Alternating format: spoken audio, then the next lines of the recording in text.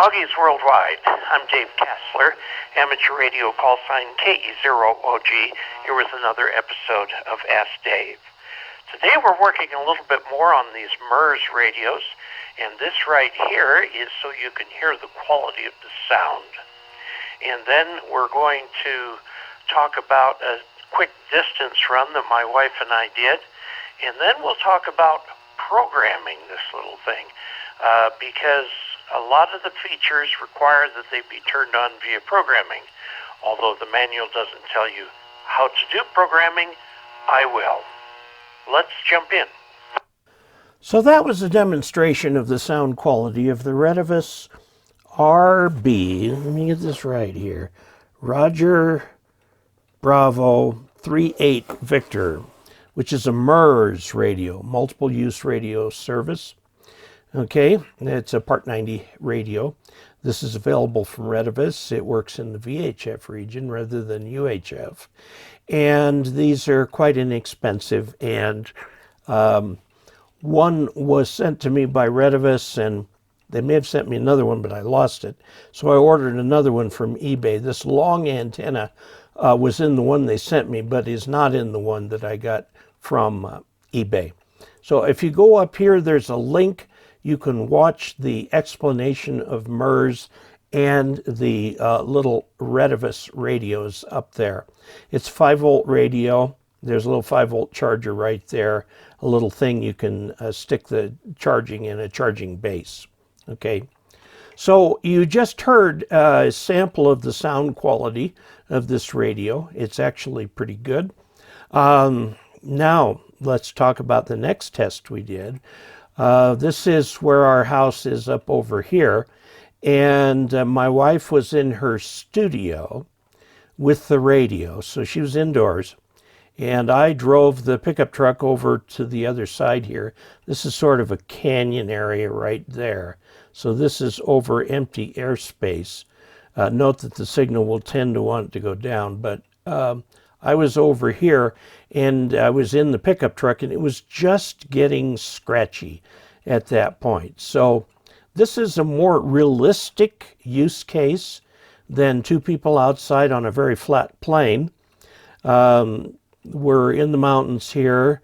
We're inside a building, inside a truck, and it's a little more than a kilometer away, and we were able to hear each other just fine with a little bit of hiss on the signal. So if you're in like a warehouse or something like that, you can hear each other probably with no problem.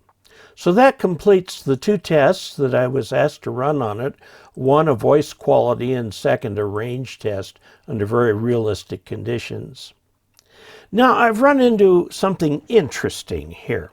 This is a picture of the owner's manual, or part of the owner's manual, pages 5 and 6, okay? And note here, it has CTCSS or DCS keying, so that it will only cause the other one to go up if it's got the right code in it. You have to enable side key 1 or side key 2 to have this function via some software that it doesn't tell you about anywhere in the book, okay? Oh, here's monitor, which is a function that turns the squelch off for a moment so that you can hear it and see if there's a weak station in there. This enables side key 1 or side key 2 to the monitor function.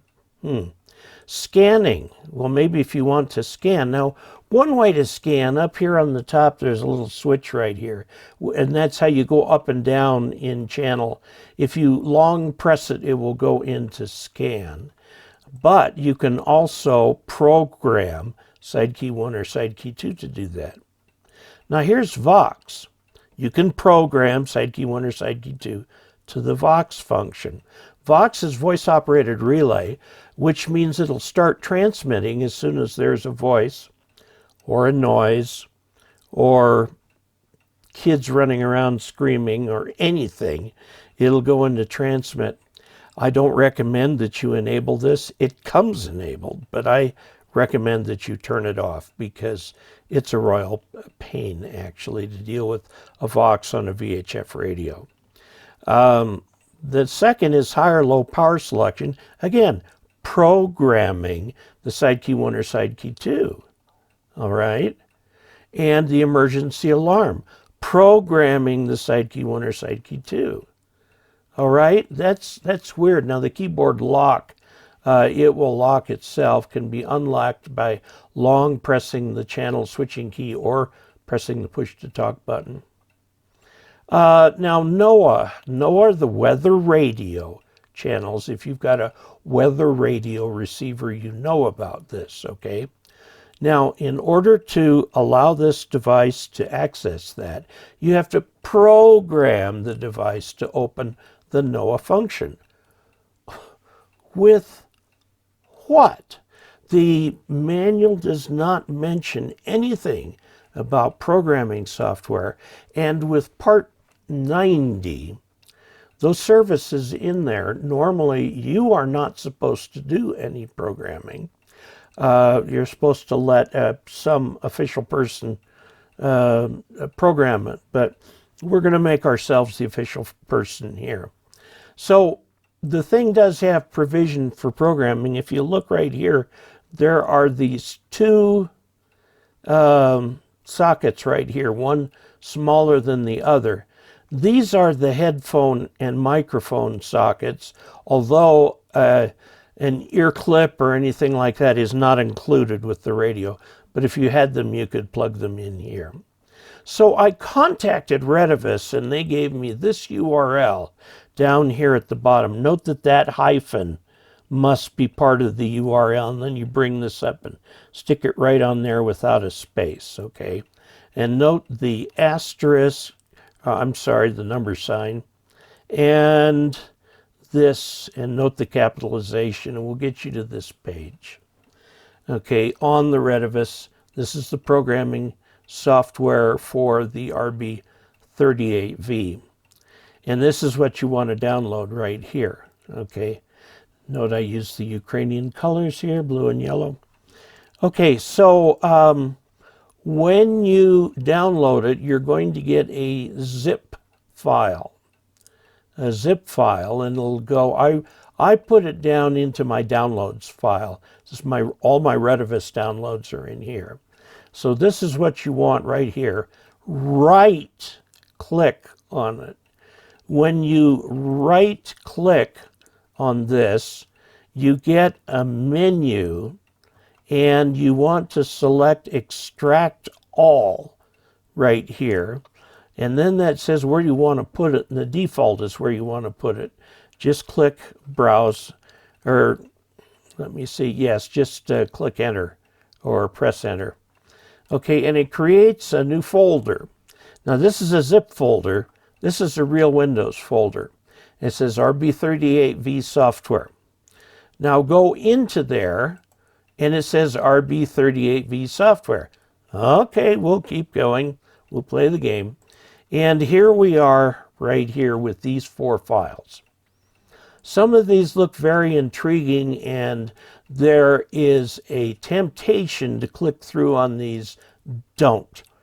The one you want is setup.exe. Double click on that. By the time you get through all of the hoofera, this is what you've got. The RB38V radio programming software. All the little features that it has are up here. All the frequencies that it has are here. Now this implies their frequencies higher than 6. No, they are reusing software from some other program. There are only these 5 frequencies, and you cannot change them, nor can you change the transmit frequency. But if you want, you can change the tone that goes with it, either on transmit, receive, or both. Okay, you can change the power from high to low. Transmit forbidden is a misnomer. Somebody who did the Chinese for this got it backwards. This is really transmit enable. If it's on, the transmitter is enabled. If you set it to off, then you will not be able to transmit on that channel. Okay. Now scan over here, they've got correct. Yes, you can scan this channel. You can cause it to skip a channel that maybe you're not using and some other people are by putting an N right here. Compander has to do with kind of the way it sends the audio back and forth. You can experiment with it if you want. Note that both radios have to have the same setting. Now here are the mysterious side key 1 and side key 2. I set side key 1 for weather so I can listen to NOAA weather radio. And you change the channels using the same channel change key that you've got on the radio. If you let it go, it will scan through them. It will stop on whatever it finds. Side key 2, I left at monitor because I thought that was useful. I don't recommend using Vox. Roger beep is actually Roger beep. You need to eliminate one of the G's. The correct way to spell this is Romeo, Oscar, Golf, Echo, Romeo. Just one G. And the way that this works, if you turn this on, at the end of your transmission, it will send a beep. Now what that beep means is it's your turn to transmit. Some people like it, some people don't. TOT is timeout timer. It's set for 120 seconds or 2 minutes. So if somebody broadcasts for more than 2 minutes, they'll be cut off. Okay. Squelch level, this is the only place you can set it. If you're having trouble with noise opening the squelch, you can change this to a higher number. Current channel is the channel it comes to when you turn the radio on. Okay, the beep is on, so you can hear the beeps as the thing does its thing. I would leave those on. Battery save has to do with, it'll kind of turn itself off for a while, then it'll listen, then turn itself off for a while, and so on. Language, I think you have a choice of English and Chinese. I didn't look. Okay, so you've got new, which will open up a new palette here. You don't need that. The thing that you need here is the port. This is the COM port. Now, you're going to need a programming cable to do this. This is the programming cable I use for nearly everything. I've had it for a few years. I know it costs nearly as much as one of the radios. It's designed for the Oshing radios, but it also works on the Retevis and many other radios. And it has a Silicon Labs chip in here rather than the troublesome Prolific chip. So this is a good one to get. Okay, so here's how you find out what port. You plug this in to your computer and then go down here and right-click on Start. When you right-click on Start, this menu comes up. So you're going to come up here and click on Device Manager. Okay? And when you do that, you'll get this. Then click on Ports, COM and LPT. And you've got one communications port. This happens to be the one that communicates with my 7300. The Silicon Labs, which is what this chip is, this one right here, USB to UART, is COM4. So it's been assigned to COM4. So you'll go back into here, click on Port Select, select COM4. Then you can read what's in the radio. By clicking on Read, it will download everything the radio has had. You make the changes that you want. For example, I've done weather and monitor here. And then you write that to the radio. Now, if you have more than one of these radios, and you kind of need more than one if you're going to talk to anybody, you can just line them up and write this to all the radios, and then they will always be identical.